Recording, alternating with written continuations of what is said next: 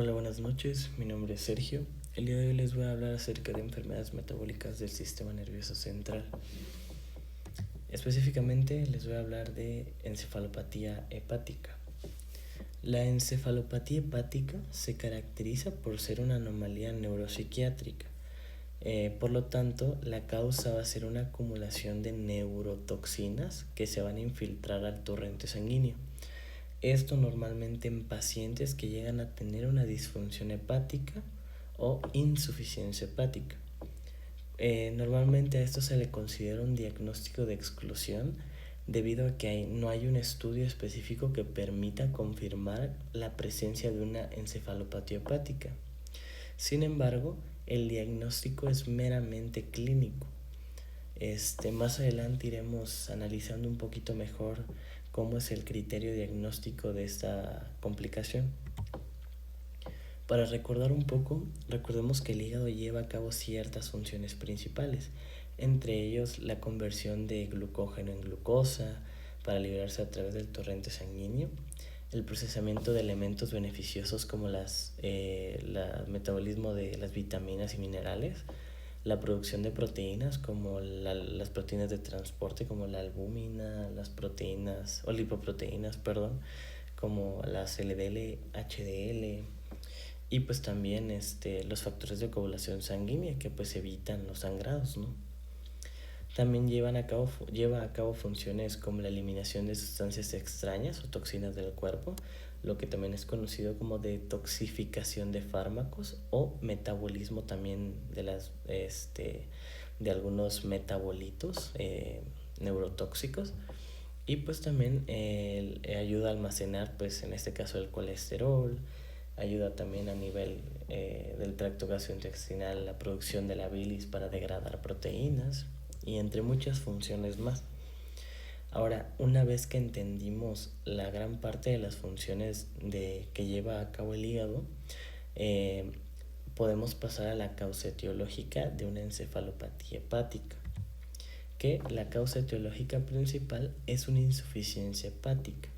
Esta insuficiencia hepática se caracteriza por ser un síndrome multisistémico, ya que la causa es por múltiples etiologías. Una de las causas principales es que exista una enfermedad subyacente, o la otra, que existe una desviación portosistémica. ¿Qué quiere decir esto? Una desviación que normalmente, en vez de que se acumulen las neurotoxinas a nivel hepático, estas se desvían hasta el torrente sanguíneo, que era lo que yo había mencionado al inicio, a lo cual se denomina como shunt. Bueno, cuando tenemos presencia de una enfermedad subyacente, podemos estar hablando de una insuficiencia hepática aguda. En este caso, etiologías como por ejemplo etiologías virales como la hepatitis A, B, C, incluso insuficiencias hepáticas agudas causadas por exposición de hepatotoxinas como la sobredosis de paracetamol, entre otros tipos de fármacos. Y podemos estar hablando de una insuficiencia hepática crónica cuando normalmente hay un deterioro a nivel del flujo sanguíneo. En este caso, la presencia de una hipertensión portal. En este caso, la cirrosis hepática o un alcoholismo que es determinado por un alcoholismo crónico. Como podemos ver aquí en la imagen, tenemos aquí a la vena porta. La hipertensión portal ocasiona una disminución del flujo a nivel hepático, ocasionando que exista presencia de una cirrosis. Y cualquiera de estas dos causas, ya sea una insuficiencia hepática aguda, insuficiencia hepática crónica, van a ocasionar depletación de las funciones específicas del hígado, que son las que mencioné anteriormente. Ahora, para comprender un poquito mejor, tenemos la fisiopatología de esta encefalopatía hepática, que recordemos que es multifactorial. Pero normalmente en nuestra dieta, cuando nosotros estamos en un consumo de una dieta normal, nosotros al tener un consumo de proteínas, nosotros tenemos ciertas bacterias que colonizan nuestra mucosa intestinal.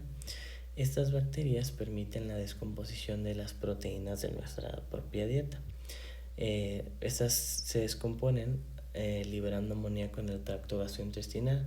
Ahora, este amoníaco tiene la capacidad de irse o infiltrarse hacia la circulación portal, siendo metabolizada por el hígado para convertirse en urea, y pues esta urea será eliminada a través de la orina y en otras vías de excreción. Ahora, cuando tenemos presencia de una insuficiencia hepática aguda o crónica, cualquiera de esas dos, puede existir un nivel elevado de amoníaco sérico. ¿Por qué? Una, porque básicamente como se ven depletadas las funciones específicas del hígado, entre ellas la descomposición de amoníaco para convertirse en urea. Normalmente esta función en la cual se convierte el amoníaco en urea para ser eliminado no se lleva a cabo, provocando que haya un shunt o desviación portosistémica. ¿Qué quiere decir? Que el amoníaco, en vez de que se convierta en urea, este amoníaco es acumulado a nivel del torrente sanguíneo, ocasionando niveles elevados de amoníaco sérico que se acumule y pues obviamente eluda el hígado para que entre a la circulación sistémica, ¿no? Aquí podemos ver una imagen que representa la fisiopatología, donde cuando existe presencia de un daño hepático pueden haber tres mecanismos que generen una encefalopatía. Entre ellos, pues la inflamación, que va a liberar marcadores inflamatorios, ocasionando un estrés oxidativo y un incremento en la permeabilidad de la barrera hematoencefálica, lo que quiere decir que cualquier soluto liberado a través de un estrés oxidativo va a llegar más rápido hacia el encéfalo. En este caso tenemos el ejemplo ante un daño hepático. Recordemos que como no se lleva a cabo la conversión del amonio en urea, se acumula y se infiltra hacia el torrente sanguíneo para que produzca ciertos mecanismos como el incremento del flujo sanguíneo o el incremento del lactato, ocasionando pues los dos encefalopatías. Cuando hay un incremento del flujo sanguíneo, lo que va a ocasionar es que va a ocasionar hinchazón o edema astrocitario o edema cerebral, ocasionando la encefalopatía. Pero existe una relación entre el amonio, el glutamato y la glutamina, ya que el amonio pues básicamente tiene la capacidad, el amonio tiene la capacidad de ser eliminado a través de un mecanismo de defensa cerebral, que básicamente los que actúan acá son las células gliales y entre las principales los astrocitos. Estos astrocitos tienen la capacidad de atrapar al amonio para que éste sea detoxificado o eliminado, por así decirse, a través de un neurotransmisor que liberan estos astrocitos, que en este caso sería el glutamato, ocasionando que el amonio se convierta en glutamina. Pero al haber tantas cantidades de amonio o amoníaco en sangre, va a ocasionar que esta glutamina se acumule en los astrocitos, ocasionando así edema y degeneración astrocitaria, ¿no? Ocasionando encefalopatía. Y pues obvio la hipertensión portal, que va a ocasionar directamente encefalopatía por diferentes causas, ¿no? Ahora, una vez que entendimos esta fisiopatología, ahora podemos entender ya los signos y síntomas.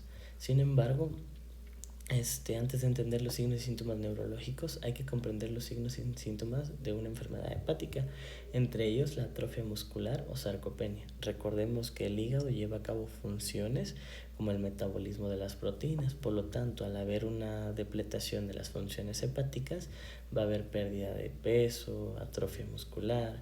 También lleva a cabo la formación de la bilirrubina, por lo tanto va a haber una depletación formando aquictericia, ascitis, eritema palmar, edema, telangiectasias, entre muchísimas cosas relacionadas con las funciones hepáticas.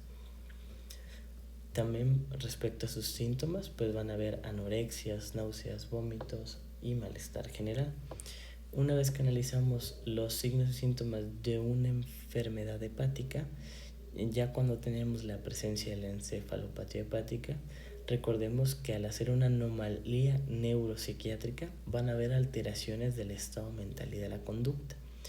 Cuando tenemos un estado inicial de encefalopatía hepática, el principal va a ser el trastorno del sueño, ya que los pacientes normalmente van a tener la capacidad de poder mantenerse despiertos durante el día y normalmente se mantienen despiertos durante la noche, ya que está alterado su estado de vigilia y sueño.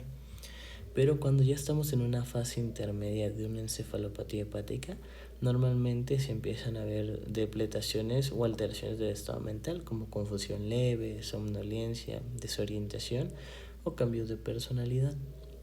Y obviamente manifestaciones motoras neuromusculares como ataxias, disartrias, hiperreflexia, que pues la hiperreflexia es la capacidad de respuesta ante la estimulación de un reflejo neurológico. Y pues uno de los signos característicos de la encefalopatía hepática, la asterixis, que básicamente es la pérdida del tono muscular y por lo tanto se ve representado por temblores en forma de aleteo, que más adelante voy a mostrar. Y es la presencia de clonus, que básicamente son contracciones y relajaciones de forma involuntaria, pero que son rítmicas. Y obviamente el signo de Babinski, ¿no? Aquí podemos Así se ve la hiperreflexia. A esto se le llama clonus. La presencia de clonus, que pues básicamente son contracciones y relajaciones rítmicas. Aquí también podemos ver A esto lo conocemos como asterixis. Consiste en la caída escalonada o intermitente de una postura en extensión o flexión dorsal máxima de la mano y de los dedos. Que básicamente podemos explicar que sí, ese es el signo en el cual existen temblores en forma de aleteo, ¿no? En la posición de las manos, ¿no? Ahora, respecto a la epidemiología de esta complicación, tenemos que el 44% de las personas que llegan a tener cirrosis hepáticas desarrollan una encefalopatía hepática en un periodo de 5 años. Incluso un estudio menciona que 9.000 pacientes con cirrosis recién diagnosticada, aproximadamente un tercio tuvo una cirrosis descompensada, ocasionando que el 51% de estos pacientes experimentaran encefalopatía hepática. Ahora, a partir de esto, pues ya podemos ir implementando nuestro criterio diagnóstico, que recordemos que es un criterio clínico, por lo tanto nos podemos complementar con estudios de laboratorio de imagen. En este caso, uno de los principales, la gasometría arterial, que pues nos permite medir los gases en sangre e incluso también detectar los desequilibrios hidroelectrolíticos y la propia glucemia. Recordemos que al tener síntomas hepáticos, pues como anorexia, vómitos y alteraciones a nivel hidroelectrolítico, por estas causas sintomatológicas pueden existir alteraciones a nivel electrolítico, a niveles de la glucemia. Incluso podremos estar confundiendo un diagnóstico, podríamos atribuir la encefalopatía a una causa hipoglucémica también. También tenemos otro estudio, la química sanguínea, que nos permite valorar la función, en este caso renal, para igual descartar otras causas que estén ocasionando la encefalopatía. Y pues obviamente el amoníaco sérico, que básicamente el amoníaco sérico no es un gold standard para confirmar encefalopatía hepática, pero sí para confirmar neurotoxicidad. Y pues obviamente el perfil hepático, ¿no? Que nos va a poder servir si existe daño hepático, incluso determinar la causa, si es viral, si es por una sobredosis de fármacos, etcétera, ¿no? Y pues obviamente la clasificación de la encefalopatía hepática, que son los criterios de Westhaven, que pues básicamente el grado 0 menciona que no va a haber cambios detectables en la personalidad y no va a haber presencia de asterixis, que es el signo significativo. En un grado 1 pues va a haber falla en el conocimiento, alteraciones de manera general, de alteraciones de la conducta y pues de la personalidad, ¿no? Pero nada más que aquí podemos ver que hay presencia de asterixis. En el grado 2 podemos ver letargia, desorientación del tiempo, podemos ver que va a haber amnesia de eventos recientes, pensamientos inapropiados, dificultades en el habla y una asterixis mayormente presente. En grado 3 pues se va a ver más complicado o más severo deterioro de la conducta, incluso alteraciones neuronales como somnolencia, confusión, desorientación. Aquí podemos ver signos como los que mencioné, clonus, nystagmus, Babinskis positivos. Y en un grado 4 estamos hablando de un paciente que ya tiene un coma y ya no existe respuesta verbal ni visual. Ahora, finalmente el tratamiento. El tratamiento pues normalmente está orientado para prevenir la deshidratación, ya que ante una insuficiencia hepática pues puede haber muchos desequilibrios hidroelectrolíticos. Pero también otro tratamiento adecuado es la ingesta nutricional correcta, que nos menciona el artículo, que pues normalmente se debe dar una ingesta nutricional de 35 a 40 kilocalorías por kilo de peso, con una ingesta de proteínas de 1 a 2 o 1 a 5 gramos de proteínas por kilo de peso. Sin embargo, pues también tomar en cuenta que el consumo o la dieta debe ser gradual y en pocas cantidades, ya que recordemos que el hecho de que nosotros demos una cantidad excesiva de proteínas y tenemos deteriorada la función hepática y específicamente el metabolismo de las proteínas, vamos a tener una mayor producción de amoníaco, ocasionando mayor neurotoxinas. Entonces también hay que tener cuidado con la ingesta nutricional. Sin embargo, sí está recomendada e indicada en estos pacientes. Y otro de los tratamientos, la lactulosa en 20 a 30 miligramos con una vía enema, administrándose por enema al día. Y pues también el uso de antibiótico como rifacimina de 500 miligramos vía oral 2 veces al día. La lactulosa pues normalmente se usa ya que permite a nivel de tracto gastrointestinal mantener un medio ácido, ocasionando que las bacterias que hacen que las proteínas se conviertan en amoníaco, la lactulosa al mantener un medio ácido, ese amoníaco permite convertirlo en amonio y es más fácil eliminarlo a través de deposiciones, ocasionando una disminución de amoníaco en el torrente sanguíneo. Incluso la rifacimina, al tener un mecanismo de acción que básicamente no tiene un mecanismo de absorción muy bueno a nivel de tracto intestinal, por lo tanto se acumula, haciendo daño a estas bacterias intestinales, ocasionando que no exista producción de amoníaco a nivel de tracto gastrointestinal. Por eso es que está indicado. Y finalmente, como parte del tratamiento, mantener un entorno seguro, pues ante cualquier situación que pueda complicarse, ya que normalmente, como recordemos, está alterado el estado neurológico de los pacientes. Estos pacientes tienen la probabilidad de que puedan surgir un daño cerebral ante otra causa. Pero bueno, eso sería todo y pues muchas gracias.